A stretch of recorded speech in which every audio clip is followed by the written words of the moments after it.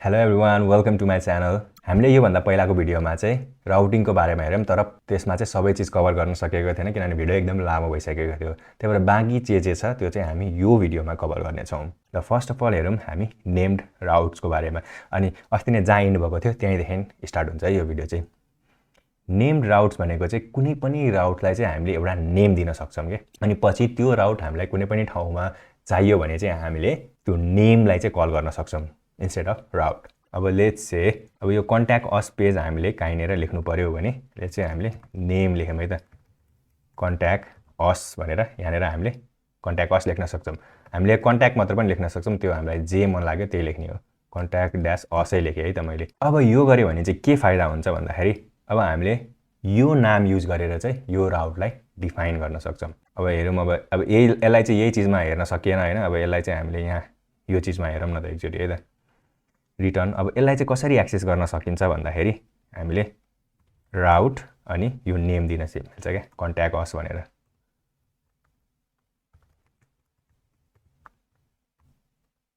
And छुटेछ। अनि यो contact अस भनेको चाहिँ यो नाम हो है, यो चिज होइन। ल एकचोटि हेरौँ है त, यो युआरएलमा भिजिट गरौँ अनि राउट कन्ट्याक्ट अस लेख्दाखेरि चाहिँ के देखिन्छ हेरौँ है। अनि बेसिकली यो चिजहरू चाहिँ हामीले HTML को ए ट्यागमा href भन्ने हुन्छ नि, त्यसमा चाहिँ यो चिज लेख्न सक्छौँ। त्यो सबै कुरा हामी फ्युचर भिडियोजहरूमा हेर्नेछौँ। अब यहाँ गएँ म अनि यहाँनिर गएर चाहिँ लेट्स चाहिँ यहाँ 1 लेखेँ है त, अनि यसो इन्टर गऱ्यो भने यहाँनिर http://contact_us भनेर हामीले देख्न सक्छौँ। सो यो चिजबाट चाहिँ हामीले यो चिज देख्न सक्छौँ। अनि यसको फाइदा चाहिँ के छ त भन्दाखेरि सपोज लेट्स चाहिँ इन द फ्युचर हामीलाई चाहिँ यो कन्ट्याक्ट अस राउटलाई कन्ट्याक्टमा चेन्ज गर्नु पर्यो भने अब हामीले फेरि सबै ठाउँमा गएर यो चेन्ज गर्नु पर्दैन, यही नेमले चाहिँ फेरि यही चिज जेनेरेट हुन्छ। अब मैले यहाँ फेरि रिफ्रेस गरेँ भने कन्ट्याक्टै आयो क्या। तर हामीले यो नेम्ड राउट डिफाइन गरेका थिएनौँ अरे पहिला है त। यस्तो गरेका थिएनौँ भने चाहिँ पहिला हामीले कस्तो गर्नु पर्थ्यो, सपोज लेट्स चाहिँ यो कन्ट्याक्ट असै थियो अरे है। अनि यहाँनिर चाहिँ हामीले के राउटको सट्टामा URL लेख्नु पर्थ्यो अनि यहाँ स्ल्यास दिएर कन्ट्याक्ट अस यसरी लेख्नु पर्थ्यो होइन। अब यहाँ मैले रिफ्रेस गरेँ कन्ट्याक्ट असै आयो। तर लेट्स चाहिँ अब हामीले कन्ट्याक्ट असलाई कन्ट्याक्टमा चेन्ज गरिदियौँ अरे होइन। अब फेरि यहाँ गएर रिफ्रेस गऱ्यो भने त के भयो त, यहाँनिर कन्ट्याक्ट अस नै आउँछ किनभने यहाँ त हामीले कन्ट्याक्ट अस युज गरेको छ। अनि हामीले hrefमा यदि यो चिज राखेका थियौँ भने अनि त्यहाँ क्लिक गऱ्यौँ भने त के आउँछ, 404 नट फाउन्ड भन्ने एरर आउँछ। त्यसैले त्यो चिज चाहिँ नहोस् भनेर चाहिँ हामीले नेम्ड राउट युज गर्छौँ। अनि म चाहिँ तपाईँहरूलाई के रिकमेन्ड गर्छु भन्दा भएभरको सबै ठाउँमा चाहिँ नेम राउट युज गर्नु है त। अब जेनेरेटिङ युआरएल्स भने अघि भर्खर मैले देखाइहालेँ होइन, राउटभित्र चाहिँ यदि नेम पास गऱ्यो भने चाहिँ त्यो युआरएल जेनेरेट हुन्छ। अनि अर्को कुरा है त, अनि यो युआरएलमा आइडी छ भने है त, यो आइडी छ भने चाहिँ कसरी पास गर्ने त यो राउटमा भन्ने कुरा क्या। पहिला त हामीले युआरएल भन्ने मेथड युज गऱ्यो भने त त्यहीँ अटोमेटिक हामीले कन्क्याटेनेसन गरेर हामीले युज गर्न सक्थ्यौँ होइन। तर अब यहाँनिर पास गर्नु भने चाहिँ यहाँनिर आइडी छ भने चाहिँ हामीले आइडी की दिनु पऱ्यो क्या। योभन्दा माथिको चाहिँ हेरौँ न पहिला सुरु, जस्तै यो युआरएल छ अरे होइन। अनि यहाँनिर हामीले चाहिँ आइडी भनेर यसरी एरेमा पास गऱ्यो भने चाहिँ यो आइडीभित्र गएर चाहिँ यो 1 गरेर बसिदिन्छ होइन। अनि त्यसरी चाहिँ हामीले त्यो युआरएल जेनेरेट गर्न सक्छौँ। तर लेट्स चाहिँ हामीले प्रोफाइल अनि यहाँनिर क्वेसन मार्क अनि हेलो इक्वल्स टु वर्ल्ड भनेर चाहियो भने चाहिँ के गर्ने भन्दाखेरि यो आइडी नि पास गर्ने अनि कमा गरेर फोटो इक्वल्स टु यस गरेर यहाँ जस्तै अब यहाँ हेरौँ न, question mark photo equals to yes चाहिँ यहाँनिर आउँछ। अनि यो युआरएल जेनेरेट हुन्छ है त यो राउटबाट। अहिले यो मैले सरर भनिरहेको छु होइन। अनि यो चिज चाहिँ अब डाइरेक्ट इम्प्लिमेन्ट गर्दाखेरि चाहिँ अझ राम्ररी देखिन्छ होइन। त्यो पनि हामी हेर्छौँ, प्रोजेक्ट गर्दाखेरि सबै क्लियर हुन्छ क्या। पहिला सुरु चाहिँ यो बेसिक कन्सेप्टहरू क्लियर गरौँ होइन, त्यसपछि अनि हामी फुल प्रोजेक्टमा युज गर्दाखेरि चाहिँ एकदम सब कुरा मजाले क्लियर हुन्छ। अब यो करेन्ट राउट चेक गर्ने हो, यो इन्सपेक्टिङ द करेक्ट राउट भने करेन्ट राउट चाहिँ यदि यो प्रोफाइल हो कि होइन भनेर चेक गर्ने। यो भनेको चाहिँ त्यो हामीले जुन नेम्ड राउट भनेको थियौँ नि, त्यो नेमभित्र चाहिँ जे नाम पठाएको छौँ नि हामीले, जस्तै यो प्रोफाइल राखेको छ भने यहाँबाट चाहिँ हामीले चेक गर्न सक्छौँ करेन्ट राउटको चाहिँ यदि यो नेम हो कि होइन भनेर चेक गर्छौँ। यदि हो भने हामीले केही चिज गर्न सक्यौँ, नभए गर्न सक्छौँ। यो चाहिँ मिडलवेयर हो होइन, यहाँनिर देखाएको हो यो सिन्ट्याक्स ह्यान्डल मेथडहरू भने। मिडलवेयरको बारेमा नि डेडिकेटेड भिडियो हुन्छ, टेन्सन नलिने हुन्छ, त्यो मजाले एक्सप्लेन गरिदिन्छु म। अनि राउट्स ग्रुप भयो है। राउट ग्रुप भनेको चाहिँ हामीले थुप्रै राउट्सहरूलाई एउटै ग्रुपमा डिफाइन गर्न सक्छौँ। जस्तै म इक्जाम्पल दिन्छु है त, लेट्स से होइन यहाँनिर यो रिडाइरेक्ट ठाउँमा गेटै गरिदिउँ है त अहिलेको लागि। गेट गरेँ मैले होइन, अबाउट अस अनि फङ्सन अबाउट अस पेज है त। अब यो अबाउट असको अगाडि एडमिन ड्यास छ अरे है त। अनि यो कन्ट्याक्ट असको अगाडि पनि एडमिन ड्यास छ। अनि यहाँनिर लगभग 50-60 वटा अथवा 100 युआरएल पनि हुनसक्छ क्या कुनै पनि एप्लिकेसनमा है। अब तिनीहरू सबैको अगाडि एडमिन छ अरे, अब सबैमा गएर हामीले एडमिन स्ल्यास लेख्यो भने त के हो, टाइम वेस्ट भयो होइन। त्यही भएर यसको सट्टा चाहिँ हामीले ग्रुपहरू युज गर्न सक्छौँ। अब जस्तै अब यहाँ फर इक्जाम्पल यहीँ जाउँ न त होइन, एडमिन स्ल्यास अबाउट स्ल्यास अस है। अब यस्तो गऱ्यो भने चाहिँ त्यो अबाउट अस युआरएल देखिने भयो। तर अब हामी के गर्न चाहन्छौँ भने यो एडमिन चाहिँ हामीले सबै राउटमा लेख्न नपरोस् है त। त्यसको लागि चाहिँ हामीले के गर्ने भन्दाखेरि यहाँनिर राउट भन्ने हुन्छ, अनि यसको लागि चाहिँ प्रिफिक्स ग्रुप हुन्छ। अनि यो प्रिफिक्समा चाहिँ हामीले एडमिन भनेर लेखिदिन्छौँ। यो चाहिँ प्रिफिक्स भनेको अगाडि के कुनै पनि राउटको अगाडि के राख्ने भन्ने कुरा हो क्या त्यो भने चाहिँ।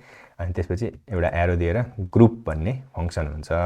यहाँनिर चाहिँ हामीले फङ्सन भनेर एउटा क्लोजर पास गर्छौँ, अनि यिनीहरू सबैलाई चाहिँ यो भित्र राखिदिन्छौँ यसरी। अब हामीले यो एडमिन स्ल्यासलाई चाहिँ यहाँबाट हटाइदिन्छौँ। अब यसो गऱ्यो भने के हुन्छ, यो सबै राउट अब यहाँभित्र हामीले जे राउट डिफाइन गरेका छौँ तिनीहरू सबैको अगाडि चाहिँ एडमिन गएर बस्छ। अब मैले यो एडमिन नराखिकन अबाउट अस गरेँ भने के हुन्छ, 404 नट फाउन्ड आउँछ। तर अब के गरौँ लेख्छ है त, यहाँनिर स्ल्यास एडमिन राखेर स्ल्यास गऱ्यो भने के हुन्छ, त्यही अबाउट अस पेज देखिन्छ, किनभने यहाँभित्रबाट हामीले अबाउट अस रिटर्न गरेका छौँ। यो चाहिँ प्रिफिक्स भयो। त्यसै गरी अरू थुप्रै कुराहरू हुन्छ, जस्तै मिडलवेयरहरू भयो, अनि नेम्स भयो, अनि नेम स्पेस भयो, थुप्रै कुराहरू छन्। जस्तै नेम भनेको चाहिँ अब जस्तै यहाँनिर हेरौँ है त, प्रिफिक्सको ठाउँमा नेम भनेर हामीले यहाँनिर यसलाई क्लिक गरेँ भने मैले होइन के हुन्छ भन्दाखेरि यो नेमको अगाडि चाहिँ यो एडमिन आएर बस्छ क्या। तर हामीले के गर्छौँ, एडमिन डट लेखिदिन्छौँ। त्यसरी एडमिन डट कन्ट्याक्ट अस भयो क्या यहाँनिर। अब जस्तै यहाँनिर नै हामीले एउटा नेम दिउँ होइन, अबाउट अस भनेर है त। अब यो के भयो, admin dot about us, admin dot contact अस भयो है त। अब यहाँ हेऱ्यौँ है त हामीले return route admin dot about us भनेर यसरी आयो है। अब म यहाँनिर जान्छु युजर स्ल्यास 1 गरेँ भने त्यो चाहिँ स्ल्यास अबाउट अस आयो है त। किन स्ल्यास अबाउट अस मात्र आयो भन्दाखेरि हामीले त्यो प्रिफिक्स त अघि हटाइदिएको थियौँ नि त, त्यही भएर एडमिन स्ल्यास अबाउट अस आएन। तर यो नेममा चाहिँ हामीले एडमिन डट अबाउट अस भनेर युज गर्न सक्छौँ। तर अब हामीले यसलाई चाहिँ मल्टिपल ग्रुप्सहरू नि एकै ठाउँमा राख्न पनि सक्छौँ है त, नेम भनेर अनि PREFIX प्रिफिक्स गरेर एडमिन भनेर यसरी गरिदियौँ भने के हुन्छ, यसको name admin dot about us भयो, तर यो युआरएल चाहिँ चेन्ज भएर अबाउट असको सट्टा एडमिन स्ल्यास अबाउट अस हुन्छ। अब फेरि यहाँ रिफ्रेस गऱ्यो भने के हुन्छ, admin slash about us. So अब हामीले यहाँनिर चेन्ज गऱ्यौँ होइन, त्यही भएर मैले अघि भनेको क्या यो राउट नेम्ड प्यारामिटर युज गऱ्यो भने यहाँ हामीले जे गरे पनि अब हामीले हाम्रो एप्लिकेसनभित्र यो राउट भनेर युज गरेका छौँ भने नि त्यहाँनिर केही पनि चेन्ज गर्नु पर्दैन। त्यो चाहिँ हो क्या बेनिफिट यो राउट मेथडको। त्यसै गरी अघि मैले भनेँ होइन मिडलवेयरको छुट्टै एउटा टपिक हुन्छ, यो धेरै ठुलो टपिक हो होइन, यहाँ डिस्कस गर्न सक्दैनौँ। अनि मिडलवेयर पनि हामीले यहाँ group as a group pass गर्न सक्छौँ। त्यसै गरी सब डोमेनहरू पनि यहाँनिर हामीले पास गर्न सक्छौँ, यहाँ डोमेन मेथड छ होइन। अनि त्यसै गरी राउट प्रिफिक्सेस त मैले यो देखाइहालेँ होइन, यो चाहिँ युज भइराख्ने कुरा हो क्या, त्यही भएर मैले देखाएको। मिडलवेयर पनि युज भइरहेको छ त्यो हरेक प्रोजेक्टमा होइन, त्यो चाहिँ छुट्टै टपिक हुन्छ है। अनि राउट नेम प्रिफिक्सेस भनेको नि मैले यो देखाइहालेँ है, यो पनि एकदम युज भइरहेको हुन्छ। अब यहाँ राउट मोडल बाइन्डिङ भनेको छ है। यो राउट मोडल बाइन्डिङ भनेको चाहिँ अब मोडलको टपिकै हामीले डिस्कस गरेका छैन, त्यही भएर यो अहिले मैले भने चाहिँ अलिकति अप्ठ्यारो हुनसक्छ होइन। अब हामीले मोडल पढिसकेपछि चाहिँ म यो राउट मोडल बाइन्डिङ चाहिँ सिकौँ जस्तो लाग्छ क्या, किनभने अहिले डिफाइन गऱ्यो नि अलिकति झुकिन्छ क्या मान्छेहरू, त्यही भएर म अर्को टपिकमा गएँ है त।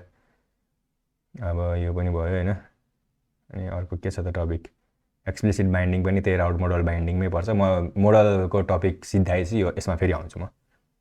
बेसिकली के हो भन्दाखेरि अब हामीले कुनै पनि डेटाबेसबाट चाहिँ अनि सपोज चाहिँ त्यो प्यारामिटरमा अघि हामीले आइडी हेऱ्यौँ नि होइन, त्यहाँनिर 1 थियो, तर यो आइडी 1 भएको युजर चाहिँ अटोमेटिक हामीले चाहिँ पत्ता लगाउनु पऱ्यो क्या यहाँनिर, त्यसको लागि चाहिँ त्यो युज हुन्छ होइन। त्यो पछि हेरौँ न हामी। अनि फल ब्याक राउट्स भन्दा अनि अगाडि केही छ त हेरौँ है, यहाँनिर कस्टमाइजिङ रेजोल्युसन लजिकहरू भयो होइन, यो त सबै राउट मोडल बाइन्डिङै हो। अनि त्यसै गरी अब यहाँनिर के छ भन्दाखेरि फल ब्याक राउट्स है। यो फल ब्याक राउट्सले चाहिँ अब हामीले यहाँनिर जे पाए त्यही ऱ्यान्डम राउट्सहरू डिफाइन गऱ्यौँ अरे होइन, तर त्यसको सट्टा चाहिँ अब 404 को ठाउँमा हामीलाई अरू केही चिज देखाउनु पऱ्यो अरे होइन। त्यसको ठाउँमा चाहिँ हामीले यो फल ब्याक, यो कता गयो यता, फल ब्याक राउट भन्ने युज गर्न सक्छौँ। म यो कपी गर्छु अनि यहाँ आएँ है त म, अनि यहाँनिर गएँ रिटर्न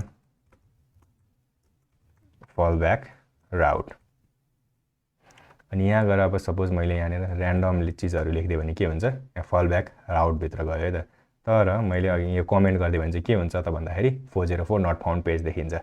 यो 404 पेजलाई चाहिँ कस्टमाइज गर्न पनि हामीले यहाँ यो युज गर्न सक्छौँ। यहाँबाट एउटा भ्यू रिटर्न गर्दा नि त्यो भ्यू हामीले देखाउन सक्छौँ। तर त्योभन्दा सजिलो तरिकाहरू पनि अरू छ है, अब त्यो पनि म देखाउँछु फ्युचर भिडियोजहरूमा है त। अब यहाँनिर फल ब्याक पछि रेट लिमिटिङ होला सायद अर्को टपिक हो रहेछ। यो रेट लिमिटिङ भने छुट्टै टपिक हुन्छ, यो एकदम ठुलो टपिक हो क्या यो भनेको रेट लिमिटिङ। त्यो चिज पनि म देखाउँछु, अर्को छुट्टै भिडियो हुन्छ, यसको लागि डेडिकेटेड भिडियो हुन्छ। अनि फर्म मेथड स्पूफिङ छ है, जस्तै अब एचटीटीपी रिक्वेस्ट भनेर त गेट र पोस्ट मात्र हुन्छ नि त होइन, तर हामीले लाराभेलमा चाहिँ पुट रिक्वेस्ट डिलिट रिक्वेस्टहरू सबै पठाउन मिल्छ क्या। त्यो भनेको चाहिँ फर्म मेथड स्पूफिङ हो क्या, फर्मको मेथडलाई स्पूफ गर्ने है।